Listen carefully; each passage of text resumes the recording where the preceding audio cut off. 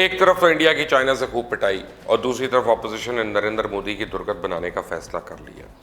नरेंद्र मोदी से ऑपोजिशन ने ऐसे सख्त सवाल किया कि अब नरेंद्र मोदी बस मुंह छुपाता फिरता है। सिर्फ ऑपोजिशन ही नहीं बल्कि अवाम और चाइनीज फौज के हाथों मरने वाले और जख्मी होने वाले इंडियन फौजियों के लवाहिकीन ने भी मोदी को आड़े हाथों ले रखा है। और नरेंद्र मोदी का अब नया नाम सरेंडर मोदी भी बहुत मकबूल हो रहा है, ट्रेंड्स में बन रही है। इंडियन अवाम तो सवाल उठा रहे हैं कि भारतीय फौजियों की लद्दाख में हलाकत के बाद मोदी सरकार खामोश क्यों है। पाकिस्तान को धमकियां देने वाला मोदी चाइना के आगे क्यों ढेर हो गया। चाइना ने घुस कर मारा और मोदी के मुंह से एक लफ्ज़ तक नहीं निकला। अगर मोदी की यही रविश रही तो फिर चाइना भारत में घुसता ही चला जाएगा और फिर वो तमाशा देखते रहेंगे। कांग्रेस के लीडर राहुल गांधी ने मोदी को आड़े हाथों लिया और कहा कि अगर जहां झड़प हुई वो सरजमीन चीन की थी तो फिर हमारे फौजी किस तरह मारे गए, हमारे फौजी कहां पर मारे गए। और कहा भारतीय वज़ीर-ए-आज़म नरेंद्र मोदी दरअसल सरेंडर मोदी हैं, यानी लद्दाख में ज़मीन भी गंवाई और फौजी भी बर्बाद किए। और मोदी से पूछा जा रहा है कि कहाँ है तुम्हारा दोस्त ट्रंप जिसकी गोद में बैठ कर तुम डींगे मार रहे थे। और ये सवाल नरेंद्र मोदी के अपनी आवाम पूछ रही है। मोदी बुरी तरह ट्रैप हो चुके हैं। अगर उसने पर्दा डालने की बड़ी कोशिश की और मोदी के पालतू मीडिया ने शुरू में तो 45 चाइनीज़ फौजी मारने का भी दावा कर दिया, लेकिन ये वैसा ही झूठ साबित हुआ जैसे कि सर्जिकल स्ट्राइक्स के वक्त किया गया था। लेकिन एक तरफ इंडियन फौजी जनरल्स, वज़ीर ख़ारजा और दूसरी तरफ सैटेलाइट इमेजेस ने सब भांडा फोड़ दिया। यानी नरेंद्र मोदी अपनी जमात में भी गंदा हो रहा है और अपनी अपोजिशन से भी गंदा हो रहा है। दूसरी तरफ नेपाल ने भी हिंदुस्तान को हिलाकर झंझोड़ कर रख दिया। लद्दाख की वादी गुलवान में चाइना की हालिया झड़पों के बाद मोदी हुकूमत की फस्ताई और चांकियाई पॉलिसियों की वजह से भारत के नेपाल के साथ ताल्लुकात इंतहाई कशीदा है और नेपाल के रेडियो स्टेशन से भारत के खिलाफ नगमे नशर करना शुरू कर दिए गए, जो भारतीय सूबे उत्तराखंड में भी सुने जा रहे हैं और इसके अलावा इंटरनेट पे भी बहुत मकबूल हो रहे हैं। नगमों में नेपाल के अवाम को जोश दिलाया जा रहा है कि इंडिया से लिपोलेक उत्तराखंड के इलाके का काला पानी और लिपिया दुरा वापस लेने हैं, जिन्हें नेपाल ने अपने नए नक्शे में शामिल किया। लेकिन खसियानी बिल्ली बना हुआ है और कांग्रेस का खंबा नोचते और चीन को सरेंडर करने का वक्त याद दिलाते नजर आते हैं।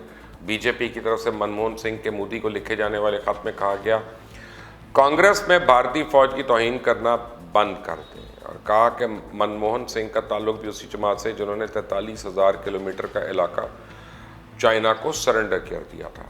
अब आप खुद अंदाज़ा लगाएं कि नरेंद्र मोदी और बीजेपी की ज़हनी हालत हो क्या चुकी है। भारतीय मीडिया से तो खबरें आ रही हैं कि chief of defence staff general Bipin Rawat, बड़ी फौज के सरबराह और बैरिया के सरबराह और फ़िज़ाइया के सरबराह जो हैं, उन्होंने मीटिंग में लद्दाख में चाइना के साथ मुतसिल तकरीबन 3,500 किलोमीटर तवील तमाम सरहदी इलाकों की मौजूदा सूरत हाल का जायज़ा लिया, क्योंकि भारतीय फ़ौज को हदायत कर दी गई है कि भारत कशीदगी नहीं चाहता, लेकिन अगर चाइना को कार्रवाई करता है तो उसका माकूल जवाब देने के लिए फ़ौज को खुली इजाज़त है।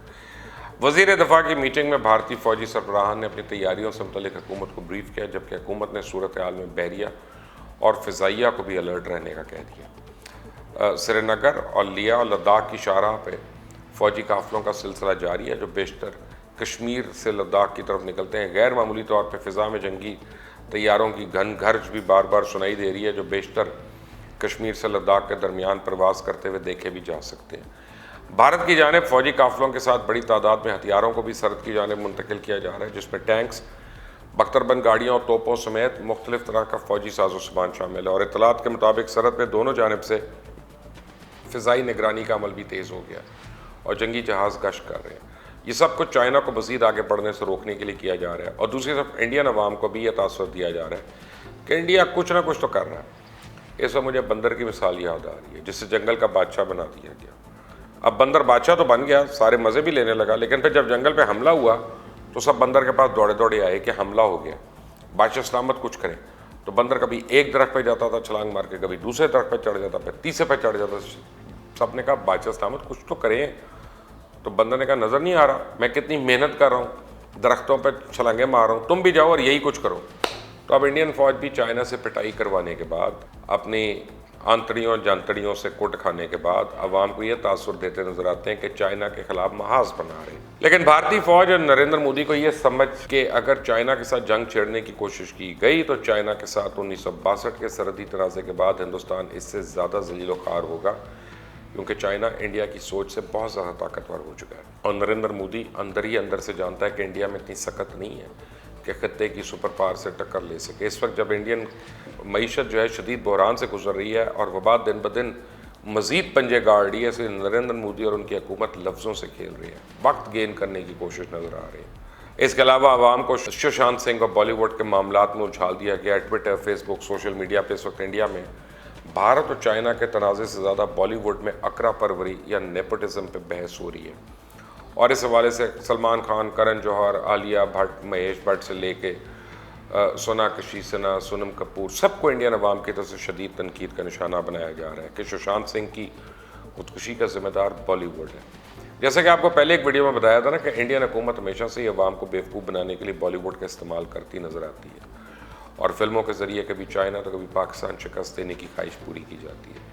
और कुछ लोगों का ख्याल है कि अब चाइना भारत तनाज़े के लिए भी सुशांत सिंह की मौत को इस्तेमाल करके अवाम को एक नए मामले में उलझाया जा रहा है ताकि उनकी तवज्जो हटी रहे। नरेंद्र मोदी जो मर्जी कर लो, जंगें ना तो बातों से जीती जाती है, ना फिल्मों से, ना झूठी सर्जिकल स्ट्राइक से। चाइना की पॉलिसी रही है कि यह तनाज़ात बातचीत के ज़रिए हल करना चाहता है। चाइना ने नेहरू को भी समझाया था, लेकिन जब नेहरू को समझ नहीं आई तो उसने चाइना के खिलाफ जंग छेड़ी और फिर नताइज भी भुगते। इंडिया में अगर जो चाइनीज़ प्रोडक्ट्स का बॉयकॉट करने के लिए कहा जा रहा है, लेकिन इंडिया को यह याद रखना है कि इसका नुकसान सबसे ज़्यादा इंडिया को होगा। चाइना और इंडिया के दरमियान 92 बिलियन डॉलर्स की तजारत होती है और इंडिया चाइना की अशिया का बहुत बड़ा खरीदार है और ये समझा जा रहा है कि चाइनीज़ प्रोडक्ट्स का बॉयकॉट करके चाइना पे प्रेशर डाला जाएगा। तो वो अमेरिका चाइना तजारती जंग से प्रेशर में नहीं आ सका तो इंडिया क्या प्रेशर देगा। बल्कि इंडिया को तो ये फिक्र करनी चाहिए कि अगर इंडिया चाइना के साथ तजारती जंग का आगाज़ करता है तो इंडिया के पास उसका मुतबादिल क्या है। इंडिया के लिए चाइना जैसे सप्लायर ढूंढना आसान नहीं होगा और उन हालात में जब दुनिया वबा से लड़ रही है, चाइना वबा से बहुत पहले निपट चुका है और इंडिया से निपटने के लिए तैयार बैठा है। इसलिए नरेंद्र मोदी को फूंक फूंक कर कदम रखने होंगे कि एक तरफ इंडिया पाकिस्तान के साथ तनाज़े में है, दूसरी तरफ नेपाल और अब चाइना। अगर मोदी समझता है कि चाइना के साथ जंग कोई महदूद नौइयत की होगी तो ये भी उसकी बड़ी भूल है। इंडिया के पास ना तो चाइना के साथ फुल स्केल वॉर शुरू करने की सलाहियत है और ना ही जंग छेड़ के हालात को काबू में रखने की हिम्मत है। इंडिया, चाइना और अमेरिका के दरमियान जारी सर जंग में एक मोहरा बना हुआ है, लेकिन नरेंद्र मोदी को प्यादों की पिटाई से समझ जाना चाहिए कि आगे उसके नसीब में क्या लिखा है और अपनी सदियों पुरानी चंकियाई पॉलिसी और हिंदू सोच को लेकर मौजूदा हालात को समझे, वरना इंडिया के टुकड़े टुकड़े होने का क्रेडिट भी नरेंद्र मोदी को ही जाएगा। क्योंकि इंडिया के अंदर जो बारूद भर रहा है और जो लावा पक रहा है वो बस एक चिंगारी का मुंतज़र है, माचिस मोदी के हाथ में है। आप देख रहे हैं मुबश्शिर लुकमान यूट्यूब चैनल, इसको सब्सक्राइब करें, बेल आइकॉन प्रेस करें। अल्लाह हाफिज़। कि यमन में दुनिया का सबसे संगीन इस वक्त बहरान जो है वो हमें नज़र आ रहा है और वहाँ पे बच्चों का मुस्तकबिल दाव पे लगा हुआ है। यमन की 80% आबादी जो है वो तकरीबन 2 करोड़ 40 लाख वो इस बहरान का डायरेक्टली शिकार है और 1 करोड़ 20 लाख तो इसमें बच्चे शामिल हैं। ये मुल्क उनके लिए जहन्नुम बन चुका है। ना वहाँ पे खुराक है, ना पानी है, ना कोई दवाई है और वो मास्क पहनने के लिए नहीं है, ग्लव्स पहनने के लिए नहीं है। बीमारी से बचते हैं तो भूख से मरते हैं, भूख से मरते हैं, बीमारी से बचते हैं, दोनों से मरते हैं तो किसी बम के उससे मर जाते हैं।